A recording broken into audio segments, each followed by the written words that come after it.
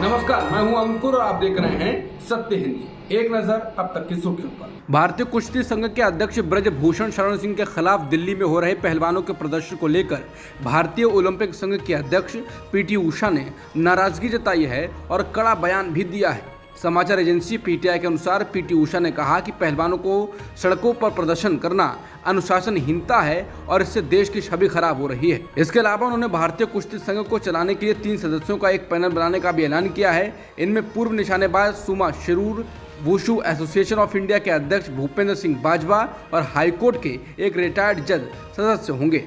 हालांकि जज का नाम अभी तय नहीं हुआ है।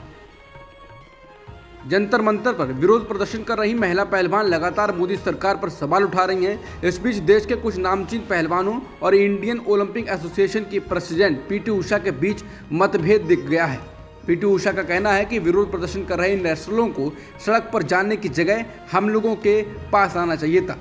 वहीं इसके जवाब में पहलवान विनेश फोगाट ने कहा कि हम देश के संविधान को फॉलो करते हैं, लेकिन अगर हम सड़क पर बैठे हैं तो हमारी कुछ मजबूरी है, क्योंकि हमारी किसी ने बात नहीं सुनी है तो हम जनता के सामने हैं। उन्होंने कहा कि पीटी उषा को हम अपना काफ़ी बड़ा आइकन मानते हैं। उनका महिलाओं के प्रति ऐसे बोलना, बिल्कुल भी संवेदनशील नहीं होना काफ़ी दुखद है। मैंने उनको पर्सनली फ़ोन भी किया था, लेकिन उन्होंने फ़ोन नहीं उठाया। अगर पीटी उषा मैम के साथ ऐसा हुआ होता तो क्या वो इतना लंबा इंतज़ार कर लेती। विनोद फोगाट ने कहा कि हमें नहीं पता ये उनकी जुबान है या उनके ऊपर भी कोई दबाव है। वो आईओए की प्रेसिडेंट हैं, लेकिन उनको मीडिया में आकर ये कहना पड़ा था, वह भी रो रो कर, कि उनकी अकादमी तोड़ी जा रही है। जो खुद के साथ ही न्याय नहीं करा सकी, हम उनसे क्या उम्मीद रखें। वह भी तो देश की जनता के सामने आई थी, वो क्यों सरकार और स्पोर्ट्स मिनिस्ट्री के सामने नहीं गई। उस वक्त वो मीडिया के सामने रो रही थी और उनको देखकर हमारा मन भी रो रहा था, ये क्या हो रहा है। ऐसे में दुख होता है जब कोई इतना बड़ा खिलाड़ी किसी दूसरे खिलाड़ी का दर्द नहीं समझता है। ये देश का बहुत बड़ा दुर्भाग्य है कि ऐसा हो रहा है। वही प्रदर्शन कर रही साक्षी मलिक ने भी जवाब दिया और कहा कि हमें इस बात का काफ़ी दुख है कि एक महिला होने के बावजूद पीटी उषा ऐसा कह रही हैं। हम बचपन से उनको फॉलो करते आए हैं और उनसे प्रेरणा भी हमने ली है। इस दौरान साक्षी मलिक रोती नजर आईं। जंतर मंतर पर विरोध प्रदर्शन कर रही महिला पहलवानों को अब राष्ट्रीय लोकदल यानी कि रालोद के अध्यक्ष जयंत चौधरी का भी साथ मिल गया है। महिला पहलवानों का साथ देने पहुंचे जयंत ने कहा कि गंभीर और संवेदनशील आरोप है, डर का माहौल बनाया गया है। सरकार को 3 महीने पहले ही खिलाड़ियों की बात माननी चाहिए थी। अब इस मामले में तुरंत केस दर्ज होना चाहिए। वहीं इसके अलावा महिला पहलवानों का साथ देने हरियाणा से कई खाप पंचायत के सदस्य भी खिलाड़ियों के साथ देने पहुंचे। इस बीच भारतीय किसान यूनियन के राष्ट्रीय अध्यक्ष नरेश टिकैत भी पहुंचे हैं। उन्होंने कहा कि खिलाड़ियों के साथ न्याय होना चाहिए। ये बहुत शर्मनाक है कि देश के गौरव को न्याय के लिए धरने पर बैठना पड़ रहा है। ब्रजभूषण के खिलाफ तुरंत कार्रवाई होनी चाहिए। बता दें, कांग्रेस के कई नेता खिलाड़ियों का साथ पहले भी दे चुके हैं। भारतीय कुश्ती महासंघ के अध्यक्ष और भाजपा सांसद ब्रजभूषण शरण सिंह के यौन शोषण की कहानियां बड़ी मुश्किल से निकलकर सामने आई हैं। इंडियन एक्सप्रेस से फिजियोथेरेपिस्ट परमजीत मलिक ने कई कहानियों को साझा किया है। इंडियन एक्सप्रेस के मुताबिक भाजपा सांसद के खिलाफ यौन शोषण के आरोपों की पुष्टि करते हुए 2014 में लखनऊ नेशनल कैंप में मौजूद रहे एक फिजियोथेरेपिस्ट ने कहा है कि कैंप में कम से कम 3 जूनियर महिला पहलवानों ने बताया उन्हें कैसे दबाव का सामना करना पड़ा और रात में ब्रजभूषण से मिलने के लिए कहा गया। जंतर मंतर पर पहलवानों के विरोध प्रदर्शन के दौरान द इंडियन एक्सप्रेस से बात करते हुए फिजियोथेरेपिस्ट परमजीत मलिक ने कहा कि लड़कियां अपने सीनियर खिलाड़ियों को इस यौन शोषण के बारे में बताते हुए बहुत रोई थीं। परमजीत ने कहा कि उन्होंने तत्कालीन महिला कोच कुलदीप मलिक को इन सारी बातों की जानकारी थी, लेकिन कोई कार्रवाई नहीं की गई। इंडियन एक्सप्रेस ने ब्रजभूषण शरण और कुलदीप मलिक का पक्ष जानने के लिए उनसे बात करने की कोशिश की, लेकिन वो उपलब्ध नहीं हो सके। हालांकि भाजपा सांसद ब्रजभूषण शरण सिंह ने लगातार ऐसे आरोपों का खंडन किया है और कहा है कि उनके खिलाफ एक साजिश का हिस्सा हैं। पहलवानों के मामले में परमजीत ने इंडियन एक्सप्रेस को बताया कि फरवरी 2023 में वो ब्रजभूषण के खिलाफ आरोपों की जांच के लिए खेल मंत्रालय के द्वारा गठित निगरानी समिति के सामने 2 बार पेश हुए थे। पहली बार व्यक्तिगत रूप से और दूसरी बार एक वीडियो कॉल में।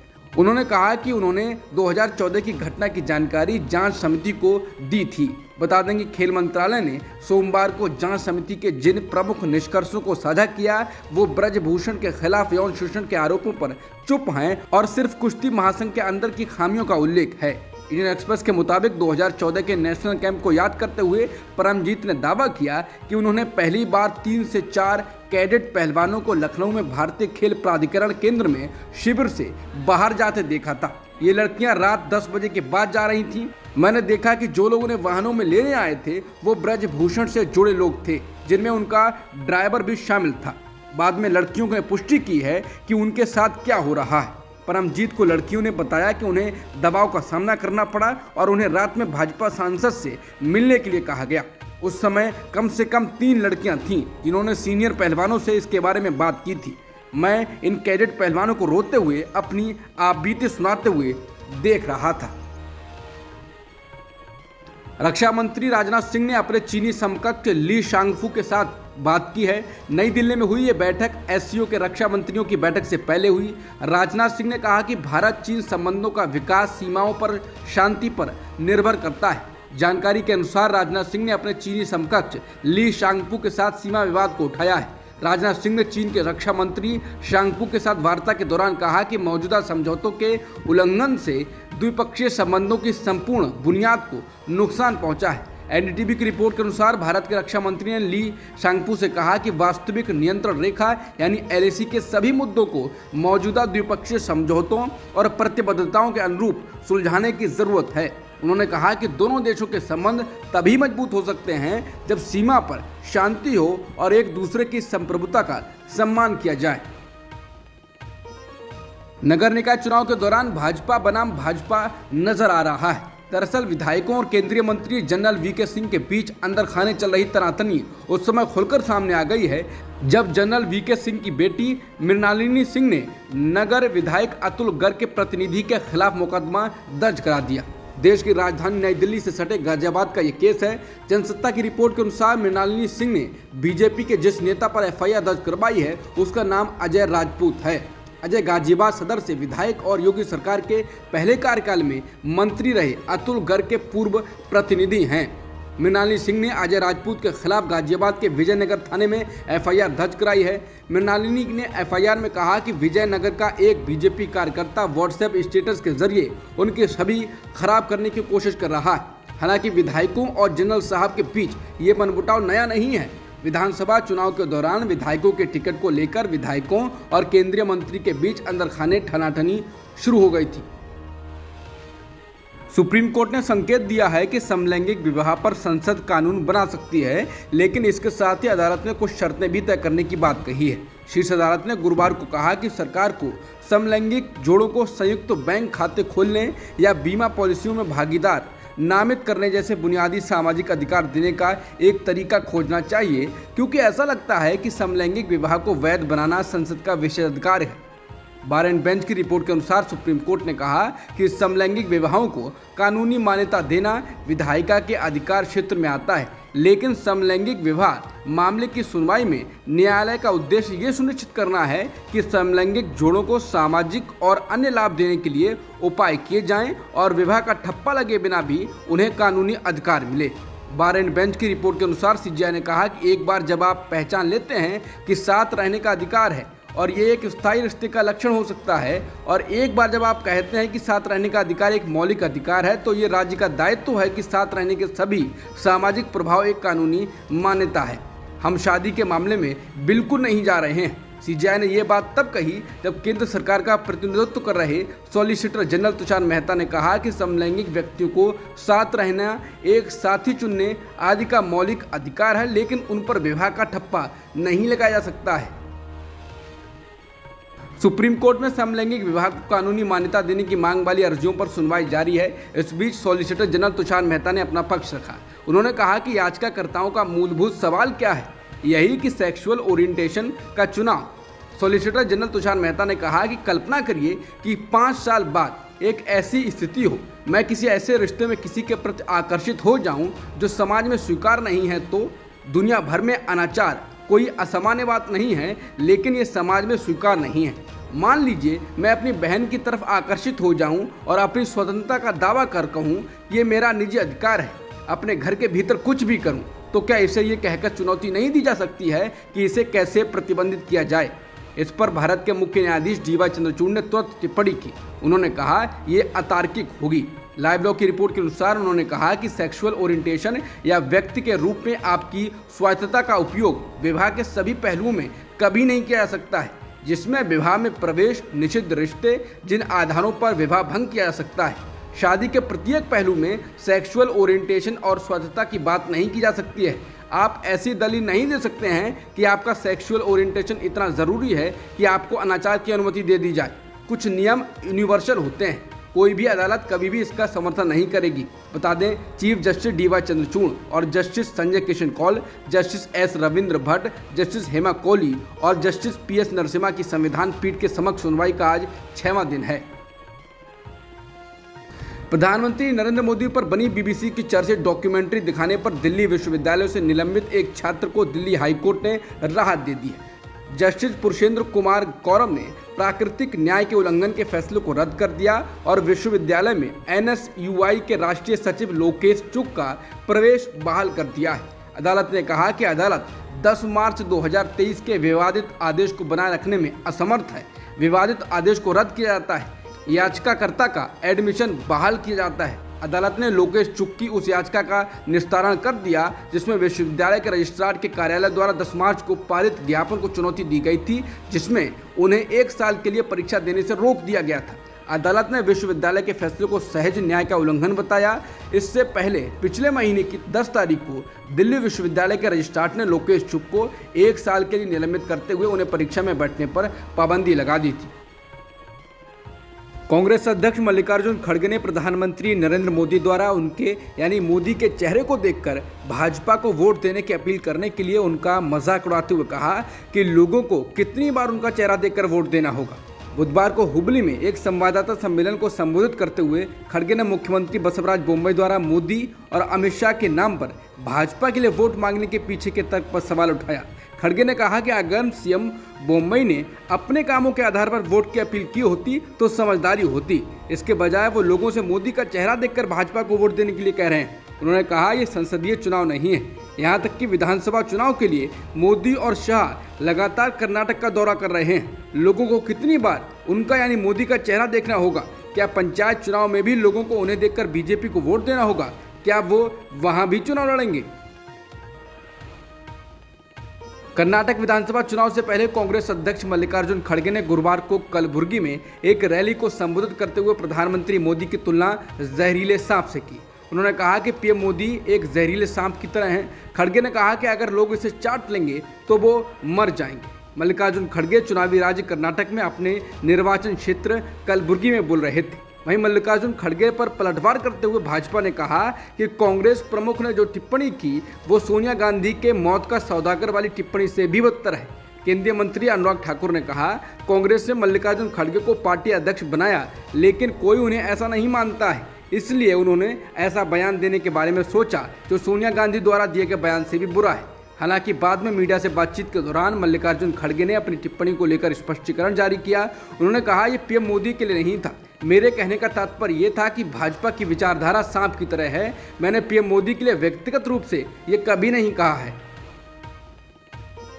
बुधवार को एक न्यूज चैनल के कार्यक्रम में बोलते हुए प्रधानमंत्री नरेंद्र मोदी ने आत्महत्या पर एक चुटकुला सुनाया, जिस पर राहुल गांधी, प्रियंका गांधी और कांग्रेस पार्टी ने प्रधानमंत्री मोदी पर आत्महत्या करने वाले बच्चों का मजाक उड़ाने का आरोप लगाया है।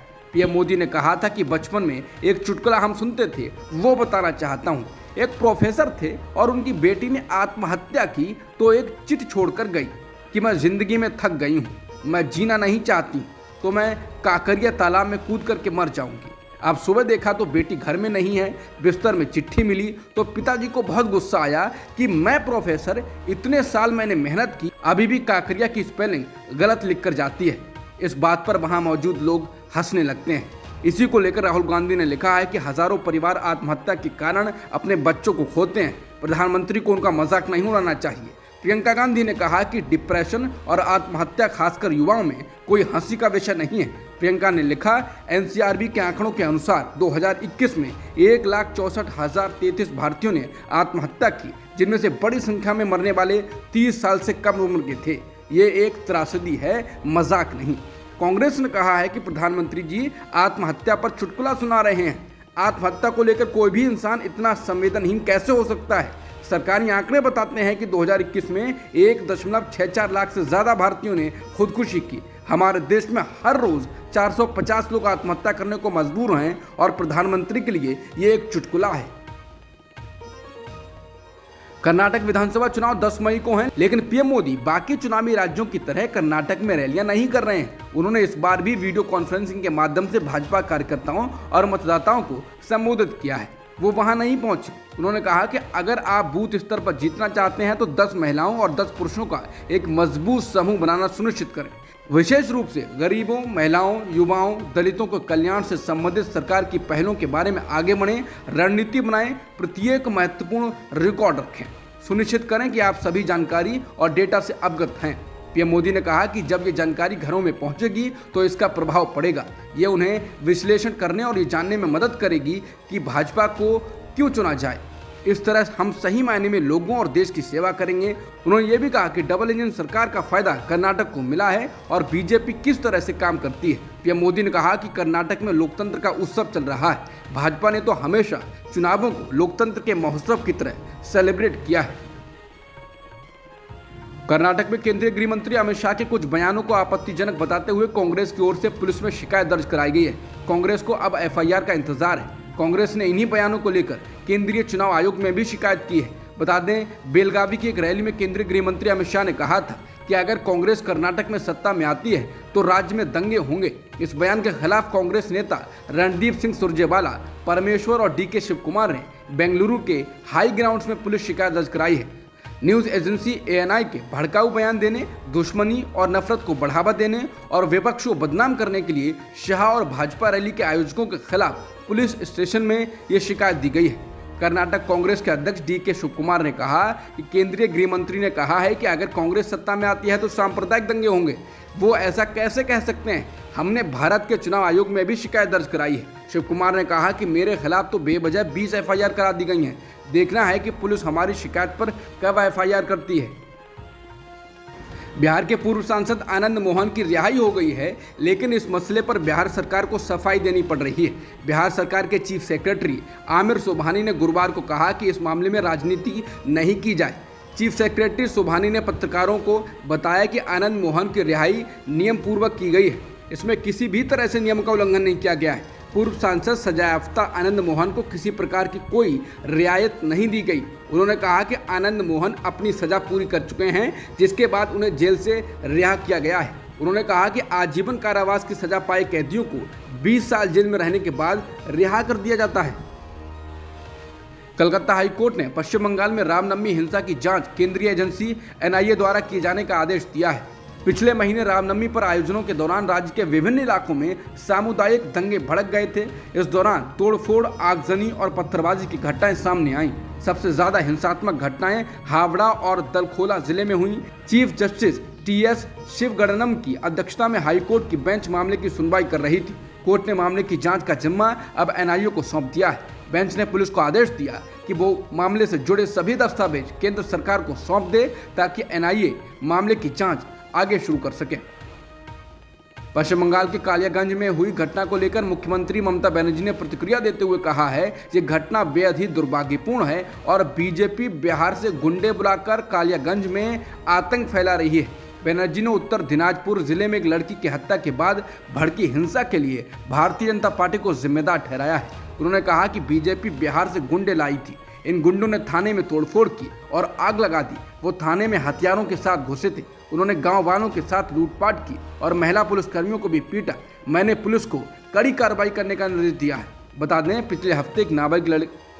पिछले हफ्ते एक नाबालिग लड़की की हत्या के विरोध में हिंसा हुई थी। उत्तर दिनाजपुर में भड़की इस हिंसा में बदमाशों ने एक पुलिस स्टेशन पर हमला किया था, जिसमें करीब 17 पुलिसकर्मी घायल हुए। वहीं मुख्यमंत्री बनर्जी ने कहा कि लड़की की मौत दुर्भाग्यपूर्ण है, लेकिन जिसके बाद जिस तरह से घटनाएं हुई वो सुनियोजित थी और बीजेपी प्रदेश में गुंडागर्दी कर रही है। द कश्मीर फाइल्स के निर्देशक विवेक अग्निहोत्री ने फिल्म को फिल्म फेयर अवार्ड्स की 7 श्रेणियों में शामिल होने पर कड़ी प्रतिक्रिया दी है। उन्होंने ट्वीट कर कहा कि उन्होंने इस अवार्ड में शामिल होने से इनकार कर दिया है। ये अवार्ड गुरुवार रात दिए जाएंगे। उन्होंने ट्वीट कर कहा कि मुझे मीडिया से पता चला है कि द कश्मीर फाइल्स को 68वें फिल्म फेयर अवार्ड्स की 7 श्रेणियों में नामांकित किया गया है, लेकिन इन अनैतिक और सिनेमा विरोधी अवार्ड्स का हिस्सा बनने से मैं विनम्रता से इनकार करता हूं। बता दें, जम्मू कश्मीर में कश्मीरी पंडितों के साथ हुई हिंसा पर बनी द कश्मीर फाइल्स की काफी आलोचना भी हो चुकी है। बिहार के पूर्व सांसद आनंद मोहन सिंह आज सुबह जेल से बाहर आ गए। उन्हें बिहार सरकार के जेल नियमों में बदलाव का फायदा मिला है। हालांकि जेल नियमों में बदलाव को लेकर विवाद जारी है। बीजेपी मुश्किल में है। बीजेपी और केंद्रीय मंत्री गिरिराज सिंह ने आनंद मोहन को छोड़ने पर उनका पार्टी में स्वागत किया है। उन्होंने कहा कि किसी को उनके छूटने पर आपत्ति नहीं है, तो बीजेपी के सुशील मोदी ने विरोध किया है। तमाम दलों में आनंद मोहन सिंह के समर्थक हैं। बता दें, एनडीटीवी की रिपोर्ट के मुताबिक 1994 में एक आईएएस अधिकारी की हत्या के लिए उकसाने के आरोप में 15 साल जेल में बिताने वाले आनंद मोहन सिंह की मौजूदा स्थिति का पता नहीं है। यानी रिहा होने के बाद वो कहां गए। उनके बेटे और राष्ट्रीय जनता दल यानी कि आरजेडी के विधायक चेतन आनंद से फोन पर संपर्क नहीं हो पा रहा है और सहरसा में परिवार के घर पर ताला लगा हुआ है। जेल नियमों में बदलाव कर मध्य प्रदेश में भी एक नेता को रिहा कर दिया गया है। आनंद मोहन की रिहाई पर शोर मचा रही बीजेपी की सरकार वाले राज्य मध्य प्रदेश में इस नेता को कैबिनेट मंत्री का दर्जा प्राप्त है। पिछले हफ्ते मध्य प्रदेश के गृह मंत्रालय से मंजूरी मिलने के बाद मुरैना से पूर्व विधायक रघुराज सिंह कंसाना के खिलाफ सभी आपराधिक मामले रद्द कर दिए गए हैं। कंसाना कई मामलों में आरोपी थे। उन पर 2012 में मुरैना में डकैती, हत्या का प्रयास और अपहरण जैसे गंभीर अपराधों का आरोप लगाया गया था। रघुराज सिंह कंसाना 2018 में कांग्रेस पार्टी के टिकट पर विधायक चुने गए थे। विधायक चुने जाने के कुछ समय बाद ही कमलनाथ सरकार ने उनके खिलाफ दर्ज कराए गए मामलों को खारिज करने का प्रयास किया, लेकिन उस समय कानून मंत्रालय ने इस मांग को ये कहकर खारिज कर दिया कि आरोप इतने गंभीर हैं कि उन्हें हटाया नहीं जा सकता। 2019 में सीबीआई ने भी बैंक धोखाधड़ी के एक मामले में मुरैना में कंसाना के आवास पर तलाशी ली थी। बैंक धोखाधड़ी के इस मामले में कंसाना का भतीजा आरोपी है। कंसाना 2020 में ज्योतिरादित्य सिंधिया के साथ कांग्रेस से बगावत करते हुए बीजेपी में शामिल हो गए। सदस्यता जाने के बाद खाली हुई सीट पर उन्होंने उपचुनाव लड़ा, लेकिन हार गए। लेकिन बीजेपी सरकार ने कंसाना को पिछड़ा वर्ग और अल्पसंख्यक कल्याण विभाग का अध्यक्ष बना दिया, जिसके चलते उन्हें कैबिनेट मंत्री का दर्जा मिल गया। अमेरिका के बड़े बड़े बैंक डूबने के बीच चीन अपनी करेंसी युआन के जरिए नया ग्लोबल ट्रेड लीडर बनने की आशंका में तेजी से आगे निकल रहा है। इस बीच अर्जेंटीना ने घोषणा की है कि वो चीन से जो सामान खरीदता है उसका भुगतान अब डॉलर की बजाय चीनी मुद्रा युआन में करेगा। हालांकि समाचार एजेंसी रॉयटर्स के मुताबिक अर्जेंटीना यह फैसला देश के घटते डॉलर के भंडार के मद्देनजर लिया है। एजेंसी के मुताबिक सरकारी बयान में कहा गया है कि अप्रैल के महीने में अर्जेंटीना का लक्ष्य करीब 1 अरब डॉलर के चीनी आयात का भुगतान युआन में करने का है। इस भुगतान के बाद करीब 79 करोड़ डॉलर का मासिक आयात भी चीन को युआन में किया जाएगा। आईपीएल के 37वें मैच में आज चेन्नई सुपर किंग्स और राजस्थान रॉयल्स के बीच जयपुर में मुकाबला खेला जा रहा है। ये मैच जयपुर के सवाई मानसिंह स्टेडियम में खेला जा रहा है। इस दौरान राजस्थान रॉयल्स ने टॉस जीत लिया है और पहले बल्लेबाजी करने का फैसला किया है। दोनों टीमें इस सीजन में 12 अप्रैल को आपस में एक बार भिड़ चुकी हैं। उस मुकाबले को राजस्थान रॉयल्स ने 3 रन से जीत लिया था। अब तक की खबरों में इतना ही। बाकी खबरों के लिए बने रहिए सत्यहिंदी.com के साथ।